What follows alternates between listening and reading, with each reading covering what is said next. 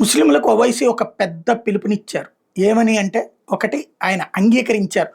ఏది నిన్న జరిగినటువంటి దాడిలో మతం అడిగి మరీ చంపారని. ఇంతకుముందైతే గనక ఒప్పుకునేవాళ్ళు కాదు గానీ, ఇప్పుడు తాజాగా ఆయన ఒప్పుకున్నారు. దాంతో పాటుగా ముస్లింలందరూ కూడా అలాంటి తీవ్రవాదం భావజాలానికి లోను కావద్దంటూ ఒక మంచి హితోక్తి పలికారు.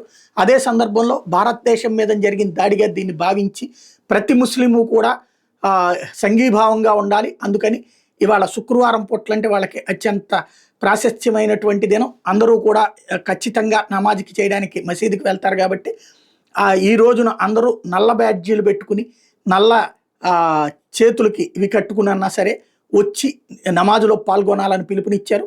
మరి రాష్ట్ర వ్యాప్తంగా 2 తెలుగు రాష్ట్రాల్లో ఓవైసీ ఇంపాక్ట్ ఎంత ఉంటుంది చూడాలి. అట్లాగే ముస్లిం సామాజిక వర్గం ఏ విధమైనటువంటి విధంగా ఆలోచిస్తుంది అన్నది కూడా మిగతా సమాజం చూస్తోంది కాబట్టి ఏం జరుగుతుందో చూడాలి.